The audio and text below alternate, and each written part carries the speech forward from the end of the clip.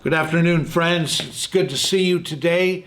I know that so many of you are getting a little bit tired of this social distancing. You find yourself more isolated today than you would like to be. In fact, some of you are getting lonely. I saw a statistic this week that said 40% are saying they're more lonely now than they've ever been before. Some of you parents, particularly probably mothers who are at home doing homeschooling, you long for the day when you can get lonely again and be by yourself. But we're so glad to have you here with us today. And I want to share a few thoughts about being by yourself and what God can do for us in times like this. In Genesis 2:18, it says concerning Adam, it's not good for man to be alone. God said it's not good for man to be alone. So he created Eve. The first and the last book of the Bible talk about two men who were finding themselves also alone and how they handled it. And so I want to look at those two gentlemen this morning and just see what God did for them and how they handled that situation. First is Joseph, back in the book of Genesis. He had been sold into slavery by his brothers. Not a great family situation there. But he was sold into slavery, taken down to Egypt, placed in the home of Potiphar, one of the officials of Pharaoh. And so he became a slave, a servant to Potiphar.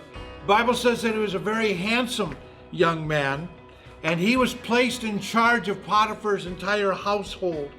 Well, with Potiphar away doing his official duties, his wife was home alone during those days as well.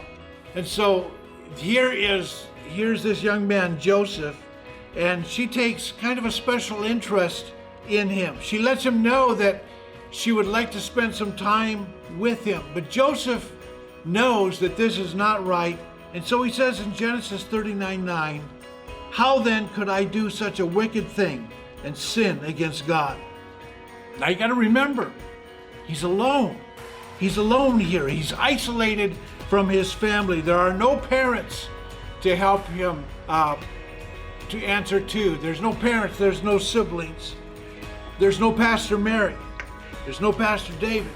There's no Pastor Lewis or Pastor Vicente or Pastor Derek to hold him accountable to what he's about to do. No one will know what he is doing, but he will know, and God will know. Joseph had what we call integrity. Someone has described integrity as simply this: what you do when no one is watching. Joseph was alone there in Egypt, but he wasn't alone. Genesis 39:2 says the Lord was with Joseph, and God is with you today. So let me encourage you with that thought. God is with you today. And then in Revelation, we have John, another one of those great biblical heroes. He had been, because of his preaching, because of his testimony for Jesus, leading the church, he had been found guilty, isolated to the prison on the island of Patmos. So he too finds himself alone.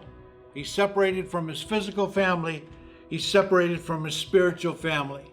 Remember, at this time now, John is old. He's probably in his 90s. All the other original disciples have been killed. They've been martyred. And he's there on this island in the Mediterranean Sea. It's just a little bit offshore, down about probably an hour away from Ephesus, where that hometown was for him. I love Revelation 1:10. It says, on the Lord's day, I was in the Spirit. On the Lord's day, I was in the Spirit. It's a choice that he had made to stay tight with God, to stay close to him. So even though alone, he keeps his relationship with God strong. He wasn't at Celebration Church. He wasn't even at home. He certainly wasn't watching services online. He was on an island, a rock island out in the middle of the Mediterranean Sea.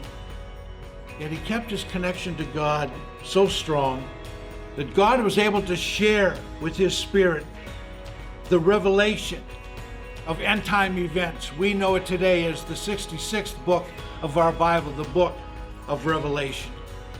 So, choices these men made, like Joseph, like John, let's stay strong in the Lord today, even in your isolation, because the Lord is with you. God bless you. Make it a great day.